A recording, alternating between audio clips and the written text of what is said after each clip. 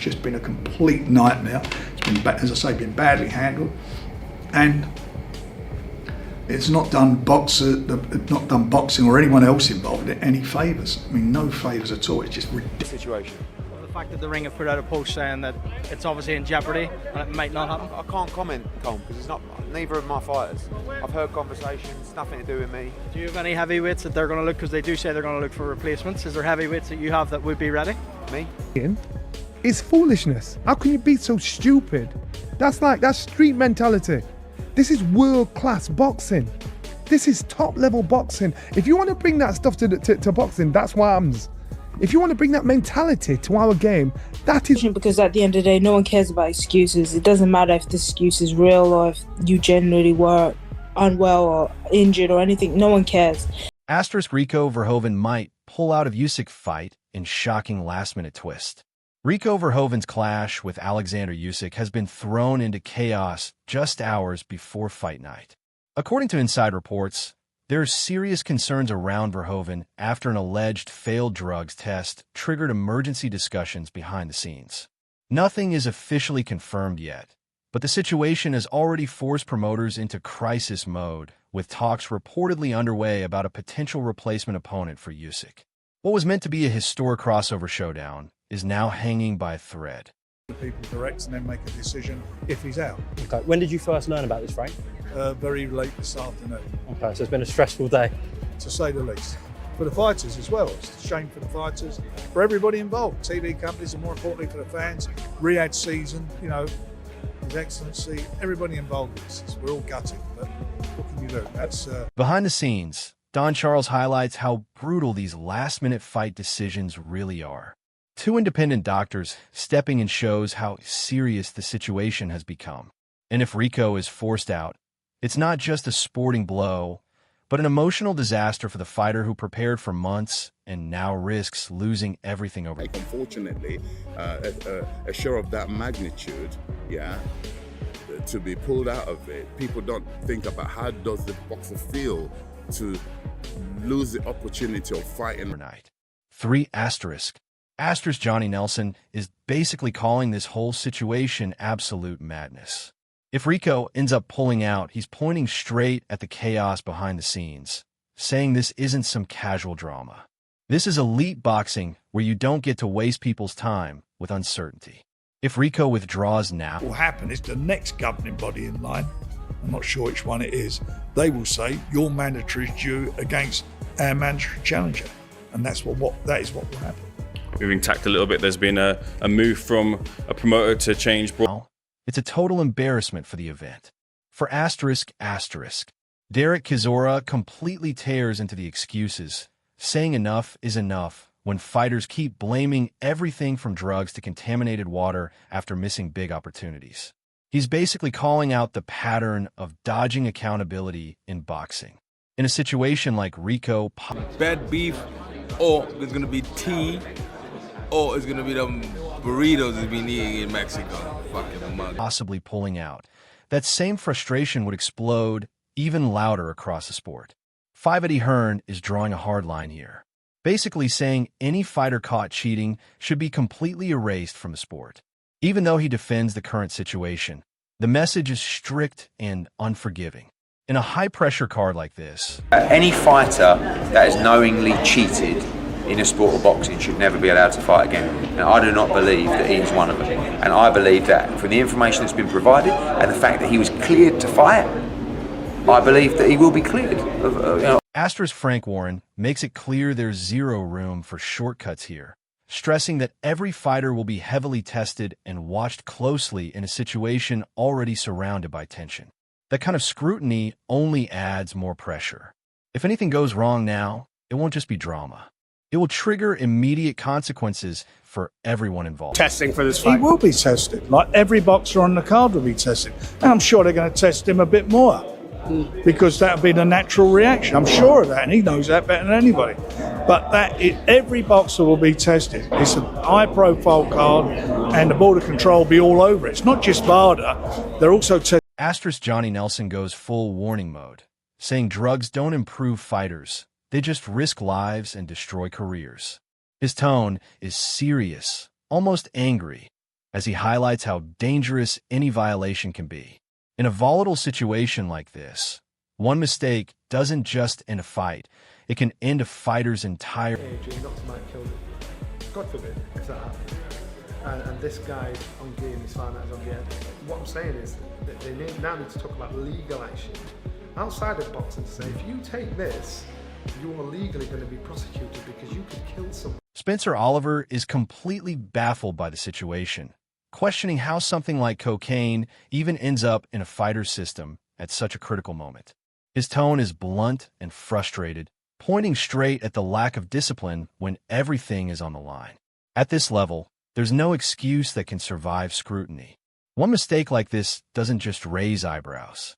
It instantly puts careers under a microscope and creates doubts that can follow a fighter into every single... Okay, and you just go, how has that got in your system? He's got some explaining to do for one, and you think with what you had on the line and with what you was, what was coming up for you and the opponent you had in front of you, you just go... Astra's Paul Smith is basically demanding zero tolerance, stressing that testing picks up even the smallest trace, which makes every explanation sound even weaker. His words reflect disbelief mixed with strict judgment as he refuses to soften the situation in any way. At the same time, he highlights how easily things can spiral out of control when drugs are involved. In a high-profile fight environment, even suspicion alone is enough to damage trust, disrupt preparation, and completely change public perception of a fighter. Asterisk 10. Don't forget, when they're testing, they're only testing for a trace. It's not an amount, they're testing for any trace. He could have been counting money. I'm not saying he has, I don't know. But it's very surprising to me. And listen, I'm one to ban them all. Ban it. Oleksandr Usyk keeps it focused and serious, making it clear he treats every opponent as a real danger, not a spectacle. His mindset is locked in, showing no relaxation or overconfidence despite the hype around the fight. That level of concentration is exactly why he stays elite. While others talk about chaos and controversy, Usyk stays in pure fighter mode. In situations like this, discipline and focus can become the biggest weapon, separating champions from those who get distracted by every... This guy can good not only legs and hands too, but it's dangerous. My focus every time because it's fighter. I'm not relaxed. Oh, this is easy money. No, this is fighter, but for me it's 100%. And Joe Joyce is reinforcing just how dangerous Usyk really is, reminding everyone that he's not just winning, but dominating elite world champions with ease. His point highlights a key warning for anyone stepping up to face him. History doesn't lie, and Usyk has already dismantled top-level opposition repeatedly. That level of dominance makes every opponent think twice, because when a fighter has already beaten the best so convincingly, every new challenge feels like walking into a storm. I see Usyk doing what he does, you know what I mean? He's put on clinics against other world champion boxers. People, we forgot about that. Like he's defeated convincingly other world champion boxing. Fury twice, AJ tries to avoid everyone. These guys are great. And a cruiserweight. And he made it look fucking easy, so, it's... Peter Fury is clearly backing Rico hard here, almost sounding like he's setting the stage for something explosive. He's stressing a long, serious camp and claiming Rico is in the best condition of his life, which raises expectations to a dangerous level. When a trainer talks like this, it's not casual praise, it's pressure building. If Rico doesn't deliver, all these big claims come crashing down fast. And that's exactly what makes this fight situation so intense. Rico's got serious ability. I'm over the moon with him. And listen, if it goes 1 round, 6 rounds, 9 rounds, 12 rounds, it doesn't matter to me. I deeply respect Rico. He's like one of my sons, basically. We're that close. So it's... Asterisk Rico comes in confident, almost defiant, saying he's bringing something Usyk has never seen before. That kind of statement shows belief, but also risk, because stepping into Usyk's world is a completely different level of pressure. He talks about winning by any means, knockout or decision, which shows flexibility, but also uncertainty in execution. In high-level fights, confidence alone isn't enough. If his approach doesn't land early, Usyk's experience could quickly expose the gaps in that anything-goes mindset. For me, the first objective is to win. And how we're going to win, we'll see. If it's a knockout, it's a knockout. If it's a decision, it's a decision. So, and if it would come to a decision and I get the win, wow. Then I faced the best pound for pound fighter in the world for years and years, and I've beat him in 12 rounds. Then he tried everything and he couldn't beat me. So that would be like the ultimate. Derek Chisora is throwing chaos into the prediction game, casually suggesting Usyk could lose while still backing the idea that one punch changes everything. His tone is unpredictable, almost reckless, which reflects how heavyweight opinions often swing between logic and pure emotion. The just hit the guy mindset ignores everything. Usyk usually controls distance, timing, and rhythm. But that's what makes heavyweight talk so explosive. One moment of belief can completely flip expectations. So Verhoeven would beat you then, right? Mate, yeah, maybe so. But I'm telling you, he might beat you. He's going to beat Usyk. Really? Yeah. How does he do that? Just hit the guy. Yeah, no, but it's not that easy. It's you know. Eddie Hearn is striking a balanced tone, giving Rico full respect as one of the greatest kickboxers while also acknowledging his raw power. But underneath the praise is a warning. Kickboxing success doesn't automatically translate into boxing dominance at elite level. By highlighting Rico's striking ability, he also indirectly sets up the pressure on him to prove it in a different arena. Against someone like Usyk, respect alone isn't enough. It has to turn into proven performance. Let's respect Rico enough for what he is. You know, he's a good striker. He's one of the greatest kickboxers of all time. He can punch very hard. Physically, Eddie Hall is going all in here, basically putting Rico at the top of the danger list above elite names like Usyk, AJ, and Fury, which instantly raises the stakes to another level. His argument is built on pure intensity, saying kickboxing pressure and Rico's style could shock anyone stepping into boxing rules. But this kind of hype also creates massive expectations that can backfire fast.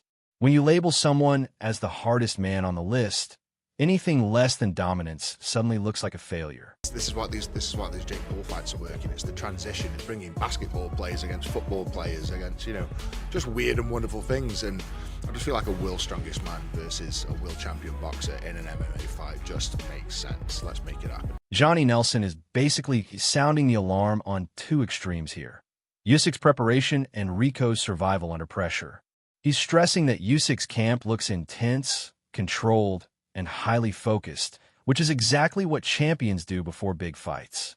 At the same time, the warning is clear. If Rico can't handle that early storm, it could become one-sided very quickly. The sparring detail about heavyweights being pushed hard only adds to the image of a champion sharpening his tools. This is where experience matters most, because once Usyk gets into rhythm, very few fighters can pull him out of it. The fight narrative here is shifting toward discipline versus intensity, and that usually favors the more complete. We've got to be able to pull that out of Usyk. So once he can pull it out, but if he can't, and Usyk gets on a roll. Listen, I'm hearing stuff in Usyk's training camp. Usyk's training, and I mean, he's got 5 big guys. He's got 5 fast guys that he's sparring with, and he's smashing them. To the point where it's got to this last week, they're only letting him do 6 rounds. The 5 guys, the 5 heavyweights, that he's matching. But he is a special individual. He's an incredible athlete as well, and he's put such a camp in. This has been a 6-month training camp. So, we want him to do as best as possible, obviously, and whatever the outcome is, it is. But there's one thing for sure. He's ready, he's going to put his best foot forward, and I think he's going to surprise a few people as well.